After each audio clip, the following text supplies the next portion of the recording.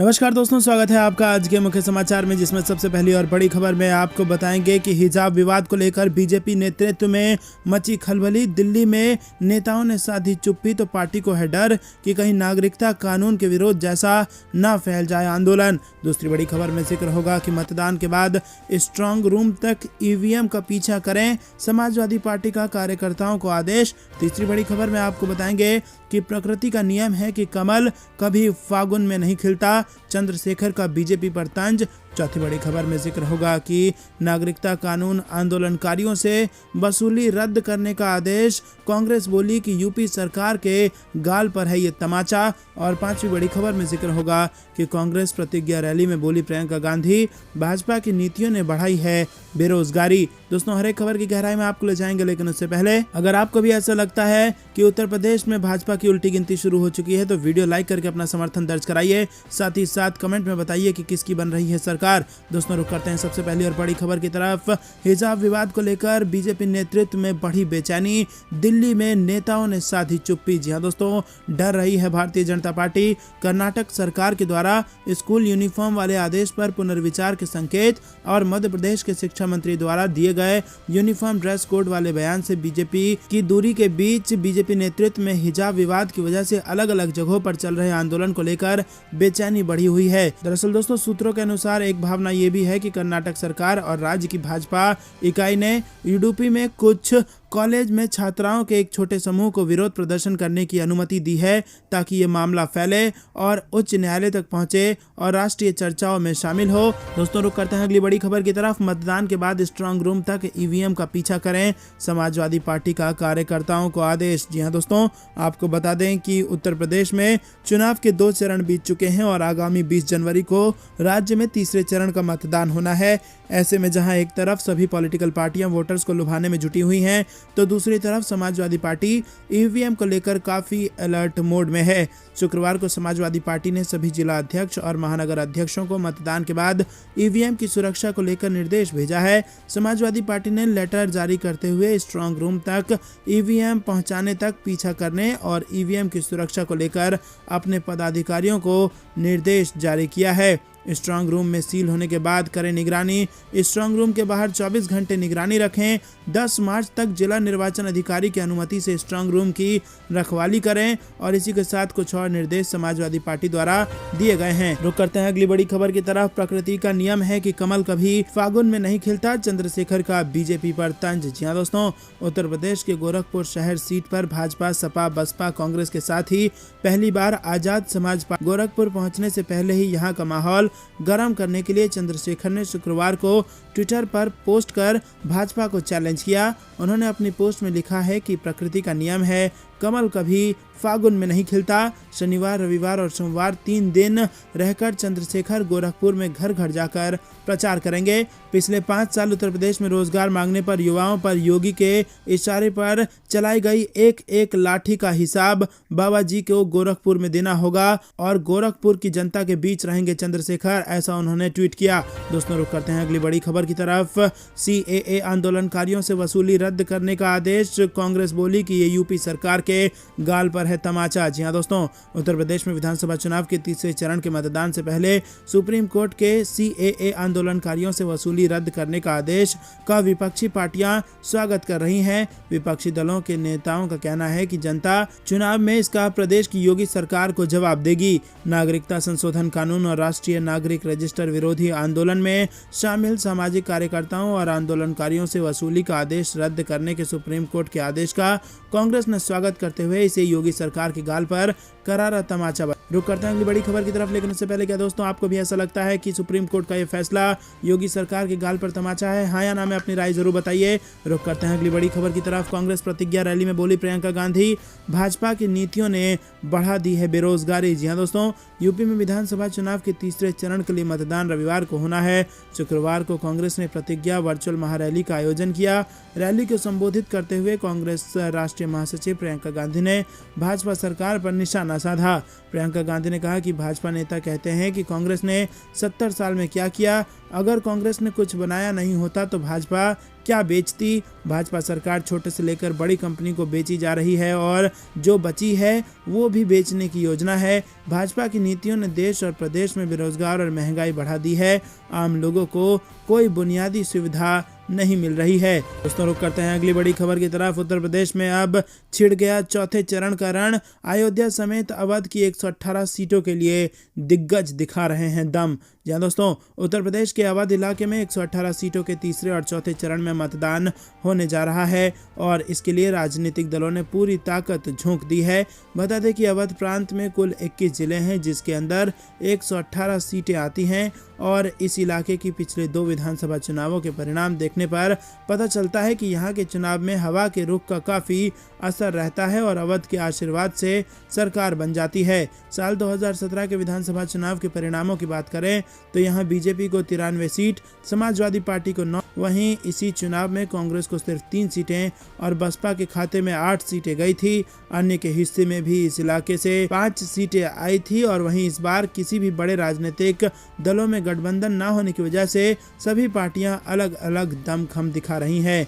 अवध इलाके की 118 सीटों की बात करें तो ये एक प्रांत की सबसे ज़्यादा सीट है और इस कारण से बेहद निर्णायक रहने वाली है। तो दोस्तों ये बेहद बड़ी खबर निकल के आ रही है। अवध में होना है चुनाव, 118 सीटों के लिए दिग्गज दिखा रहे हैं इसमें अपना दमखम। रुक करते हैं अगली बड़ी खबर की तरफ। कांग्रेस का मास्टर प्लान 2023 के लिए तैयार, बीजेपी के गढ़ में सेंध लगाएंगे कमलनाथ। जी हाँ दोस्तों, मध्य प्रदेश में 2023 विधानसभा चुनाव के लिए कांग्रेस कोई कसर नहीं छोड़ना चाहती है।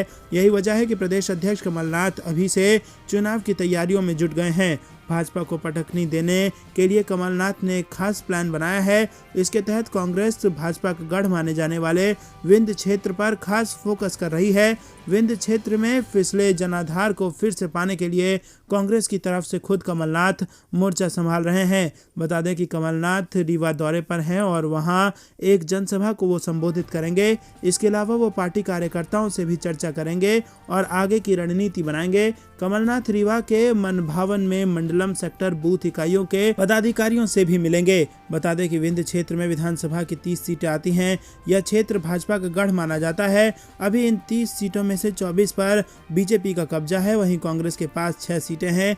कुछ जगहों पर बसपा का भी अच्छा खासा प्रभाव है। रुक करते हैं अगली बड़ी खबर की तरफ। अखिलेश यादव, आप कृष्ण के रूप में सारथी बनो, अर्जुन के रूप में मैं करूंगा भाजपा का सुपड़ा साफ, स्वामी प्रसाद मौर्य का बयान। चुनाव प्रचार के आखिरी दिन स्वामी प्रसाद मौर्य ने सपा अध्यक्ष अखिलेश यादव के समर्थन में करहल विधानसभा क्षेत्र के बन्नाहल में चुनावी सभा की। उन्होंने कहा कि भाजपा नौजवान, किसान, व्यापारी विरोधी ही नहीं बल्कि देशद्रोही भी है, इसीलिए मैंने भाजपा छोड़ी थी। जब तक योगी सरकार की विदाई नहीं कर दूंगा तब तक मैं चैन से नहीं बैठूंगा। अखिलेश यादव, आप श्री कृष्ण के रूप में सारथी बनो, मैं अर्जुन के रूप में भाजपा का सुपड़ा साफ करूंगा। वहीं शुक्रवार को अपने निर्धारित समय से लगभग 2.5 घंटे देर से आए स्वामी प्रसाद मौर्य ने कहा कि मंत्री रहते हुए मैंने भाजपा नेताओं का असली चेहरा देखा है। ये जो कहते हैं उनका उल्टा करते हैं। युवाओं को नौकरी देने का वादा किया लेकिन योगी सरकार में उन्हें नौकरी तो नहीं पर लाठियां जरूर मिली। आरक्षित पदों पर सामान्य वर्ग की भर्ती की गई। रुक करते हैं अगली बड़ी खबर की तरफ। अयोध्या में समाजवादी पार्टी और बीजेपी कार्यकर्ताओं के बीच विवाद मामले में अभय सिंह गिरफ्तार, सुबह हुई घर से गिरफ्तारी। जहां दोस्तों उत्तर प्रदेश विधानसभा चुनाव के बीच अयोध्या में बीजेपी और समाजवादी पार्टी कार्यकर्ताओं में जमकर बवाल हुआ। वहीं एसपी प्रत्याशी अभय सिंह और बीजेपी प्रत्याशी आरती तिवारी के समर्थकों के बीच हुई मारपीट के मामले में पुलिस ने सपा प्रत्याशी को गिरफ्तार कर लिया है। जानकारी के मुताबिक सपा प्रत्याशी की गिरफ्तारी सुबह उनके घर से की गई है और गोसाईगंज से एसपी प्रत्याशी अभय सिंह और बीजेपी प्रत्याशी आरती तिवारी के समर्थक विकास सिंह के बीच शुक्रवार रात विवाद हुआ और दोनों के समर्थकों के बीच मारपीट भी हुई। ये घटना महाराजगंज क्षेत्र के नेवा कबीरपुर की है और विवाद के बीच दोनों पक्षों ने एक दूसरे पर फायरिंग और वाहनों में तोड़फोड़ करने का भी आरोप लगाया है। प्रसाद मौर्य का बड़ा बयान, बोले योगी सरकार का होगा सुपड़ा साफ, रोजगार के मुद्दे पर भी कही बड़ी बात। जी हाँ दोस्तों, फिरोजाबाद में समाजवादी पार्टी के प्रत्याशी के समर्थन में जनसभा करने पहुंचे पूर्व मंत्री और सपा नेता स्वामी प्रसाद मौर्य ने बीजेपी पर जोरदार हमला बोला है। उन्होंने दावा किया कि इस बार योगी सरकार का सुपड़ा साफ होने वाला है। इसके साथ ही उन्होंने कहा कि ये लोग दावा तो सबका साथ सबका विकास का करते हैं, लेकिन हकीकत में इन्होंने विकास किया ही नहीं है बल्कि सत्यानाश कर दिया है। यूपी चुनाव से पहले भारतीय जनता पार्टी छोड़कर सपा में शामिल हुए स्वामी प्रसाद मौर्य ने योगी सरकार को जमकर खड़ी खोटी सुनाई। उन्होंने सपा प्रत्याशी के समर्थन में वोट डालने की अपील करते हुए मंच से कहा कि ऐसी आंधी और तूफान चला है जिसमें योगी सरकार का सुपड़ा साफ होने वाला है। हमने 5 साल तक इनके साथ रहकर इनके असली चेहरे को देखा है। जो कहते हैं ये उसका उल्टा करते हैं। नारा दिया था सबका साथ सबका विकास, उसका उल्टा कर दिया, ना किया विकास, कर दिया सत्यानाश। इसी के साथ स्वामी प्रसाद मौर्य ने बेरोजगारी के मुद्दे पर भी योगी सरकार को घेरा और कहा कि बीजेपी ने नौजवानों को नौकरियां देने का वादा किया था, नौकरी तो नहीं मिली, नौकरी के नाम पर पुलिस की लाठियां खानी पड़ी। योगी सरकार में जो भी परीक्षा हुई पेपर लीक हो गया और भर्ती भ्रष्टाचार की भेंट चढ़ गई। किसानों की बात करें तो किसानों के खिलाफ बिल लाए जिसने किसानों की कमर तोड़ने की कोशिश की।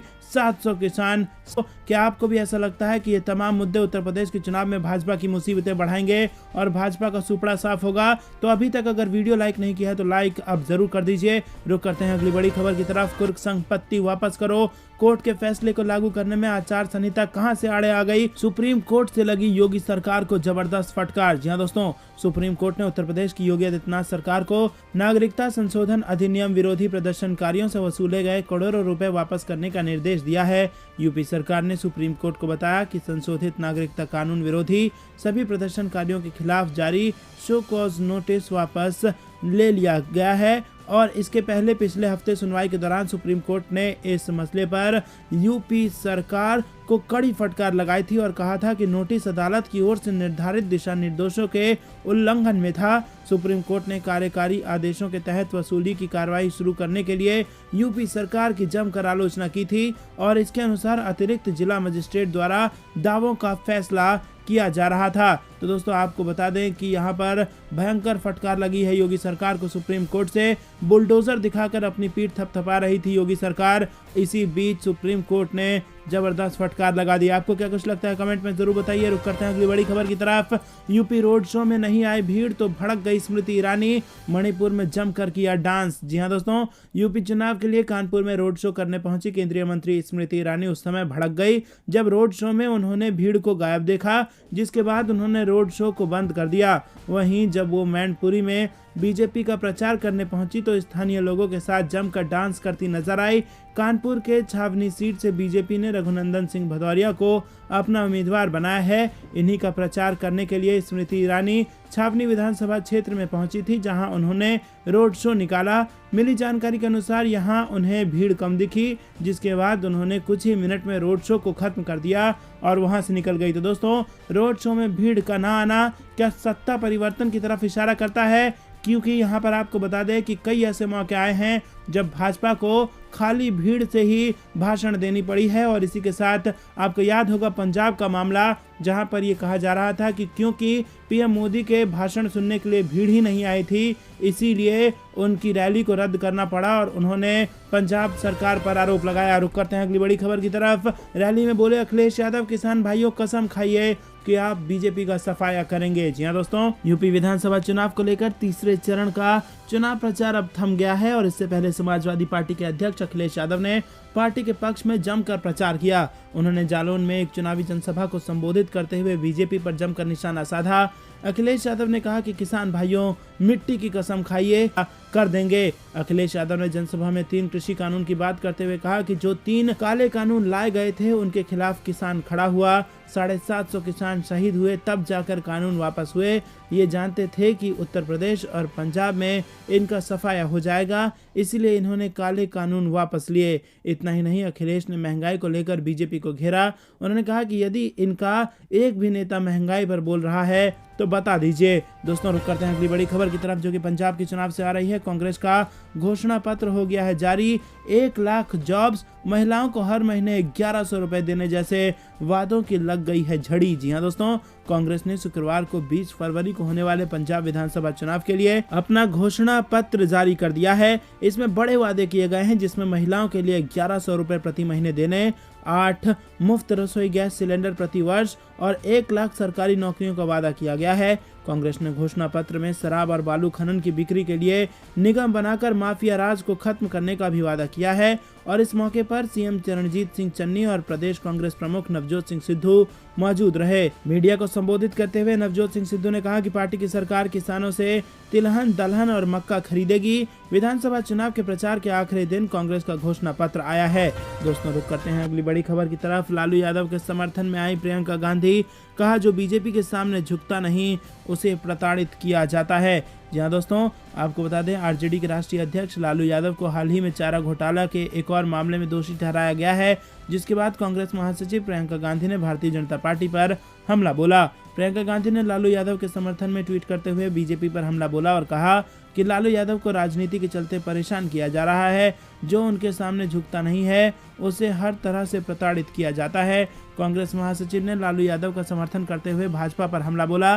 प्रियंका गांधी ने अपने सोशल मीडिया अकाउंट पर ट्वीट किया और भाजपा पर निशाना साधते हुए कहा कि भाजपा की राजनीति का ये अहम पहलू है कि जो नहीं है उसको हर तरह से प्रताड़ित कर देते हैं। लालू प्रसाद यादव जी पर इसी राजनीति के चलते हमला किया जा रहा है। मुझे आशा है कि उन्हें न्याय जरूर मिलेगा। दोस्तों, रुक करते हैं अगली बड़ी खबर की तरफ। अखिलेश यादव का उत्तर प्रदेश में बयान, यूपी में नहीं खिलेगा झूठ का फूल। तीसरे चौथे चरण में सपा लगाने जा रही है दोहरा शतक। जी हाँ दोस्तों, आपको बता दें कि उत्तर प्रदेश विधानसभा चुनाव के पहले और दूसरे चरण का मतदान हो चुका है। वहीं 20 फरवरी को तीसरे चरण के लिए वोट डाले जाएंगे और इस बीच तीसरे चरण के प्रचार के आखिरी दिन सपा प्रमुख अखिलेश यादव ने उन्नाव में दम भरा है। इस दौरान उन्होंने एक एक्सक्लूसिव बातचीत में कहा है कि तीसरे और चौथे चरण में समाजवादी पार्टी दोहरा शतक लगाने जा रही है। वहीं सपा प्रमुख और यूपी के पूर्व मुख्यमंत्री अखिलेश यादव ने कहा कि भारतीय जनता पार्टी के सभी नेताओं की जुबान बता रही है कि वो बुरी तरह से हार रहे हैं। साथ ही कहा कि झूठ का फूल उत्तर प्रदेश में अब नहीं आने वाला है। अखिलेश यादव ने मैनपुरी के करहल विधानसभा क्षेत्र में बीजेपी प्रत्याशी एसपी सिंह बघेल पर हुए हमले पर भी बयान दिया और उन्होंने कहा कि करहल में बीजेपी के प्रत्याशी ने खुद ही साजिश रची। जनता को सब पता है, यही वजह है कि करहल की जनता वोट से जबरदस्त चोट करने वाली है। बता दें कि सपा प्रमुख अखिलेश यादव मैनपुरी की करहल सीट से मैदान में हैं और वहीं भाजपा की तरफ से केंद्रीय मंत्री और आगरा के सांसद एसपी सिंह बघेल उनको टक्कर दे रहे हैं। दोस्तों, रुक करते हैं अगली बड़ी खबर की तरफ। यूपी में महिलाओं को लेकर कुछ बड़ा करने जा रही है कांग्रेस। 8 मार्च का प्लान तैयार। जी हाँ दोस्तों, कांग्रेस 21 फरवरी को सभी विधानसभाओं में शक्ति यात्रा करेगी। पार्टी अंतर्राष्ट्रीय महिला दिवस 8 मार्च के मौके पर लखनऊ में 1 लाख महिलाओं के मार्च का आयोजन करेंगी। कांग्रेस प्रवक्ता संजय सिंह ने बताया कि 21 फरवरी को सुबह 11:30 बजे से सभी 403 विधानसभा में शक्ति यात्रा का आयोजन किया जा रहा है। हर विधानसभा क्षेत्र की 10 उन महिलाओं को सम्मानित किया जाएगा जिनका सामाजिक व महिला उत्थान के क्षेत्र में उत्कृष्ट योगदान रहा हो। दोस्तों, रुक करते हैं अगली बड़ी खबर की तरफ। बुलडोजर पर साइकिल लेकर चढ़ गए सपाई, जुलूस में बीजेपी को दिया जवाब। जी हाँ दोस्तों, यूपी चुनाव में इस बार हाथी, कमल, पंजा और साइकिल से ज्यादा बुलडोजर चर्चा में रहा। चुनाव में बुलडोजर एक नया प्रतीक बनकर उभरा है और बीजेपी जहां इसको कानून व्यवस्था से जोड़कर लोगों के सामने रख रही है, वहीं सपा बुलडोजर को भाजपा का नया चुनावी निशान बता रही है। बीजेपी के बुलडोजर प्रचार का सपा ने इटावा की रैली में जवाब दिया है। इटावा की रैली में सपाइयों ने बुलडोजर पर साइकिल लेकर नारेबाजी की। दरअसल भाजपा की रैली में बुलडोजर दिखाकर जनता को नया संदेश देना चाह रही है कि मकानों को ढहाने से लेकर निर्माण कार्यों में बेहद उपयोगी बुलडोजर को अब बीजेपी ने प्रचार का साधन भी बना लिया है। उत्तर प्रदेश में योगी आदित्यनाथ सरकार की ओर से अपराधियों और माफियाओं के घर पर बुलडोजर चलाए जाने को बीजेपी मजबूती के रूप में पेश कर रही है, तो अब रैलियों में इसे शामिल करके संदेश दिया जा रहा है। और अब जयंत चौधरी ने हाल ही में ट्वीट कर कहा था कि यूपी को कलम चलाने की जरूरत है, ना कि बुलडोजर की। तो दोस्तों, बुलडोजर पर अब घिरती जा रही है भारतीय जनता पार्टी और अब इटावा की रैली में बुलडोजर पर साइकिल लेकर चढ़ गए सपा प्रसाद मौर्य का बड़ा बयान, बोले योगी सरकार का होगा सुपड़ा साफ, रोजगार के मुद्दे पर भी कही बड़ी बात। जी हाँ दोस्तों, फिरोजाबाद में समाजवादी पार्टी के प्रत्याशी के समर्थन में जनसभा करने पहुंचे पूर्व मंत्री और सपा नेता स्वामी प्रसाद मौर्य ने बीजेपी पर जोरदार हमला बोला है। उन्होंने दावा किया कि इस बार योगी सरकार का सुपड़ा साफ होने वाला है। इसके साथ ही उन्होंने कहा कि ये लोग दावा तो सबका साथ सबका विकास का करते हैं, लेकिन हकीकत में इन्होंने विकास किया ही नहीं है बल्कि सत्यानाश कर दिया है। यूपी चुनाव से पहले भारतीय जनता पार्टी छोड़कर सपा में शामिल शामिल हुए स्वामी प्रसाद मौर्य ने योगी सरकार को जमकर खड़ी खोटी सुनाई। उन्होंने सपा प्रत्याशी के समर्थन में वोट डालने की अपील करते हुए मंच से कहा कि ऐसी आंधी और तूफान चला है जिसमें योगी सरकार का सुपड़ा साफ होने वाला है। हमने 5 साल तक इनके साथ रहकर इनके असली चेहरे को देखा है। जो कहते हैं ये उसका उल्टा करते हैं। नारा दिया था सबका साथ सबका विकास, उसका उल्टा कर दिया, ना किया विकास, कर दिया सत्यानाश। इसी के साथ स्वामी प्रसाद मौर्य ने बेरोजगारी के मुद्दे पर भी योगी सरकार को घेरा और कहा कि बीजेपी ने नौजवानों को नौकरियां देने का वादा किया था, नौकरी तो नहीं मिली, नौकरी के नाम पर पुलिस की लाठियां खानी पड़ी। योगी सरकार में जो भी परीक्षा हुई पेपर लीक हो गया और भर्ती भ्रष्टाचार की भेंट चढ़ गई। किसान दोस्तों, ये थी दिन भर कुछ बेहतरीन और बड़ी खबरें। तक बने रहने के लिए बहुत बहुत धन्यवाद। देख रहे थे आपका अपना चैनल जय हिंद जय भारत।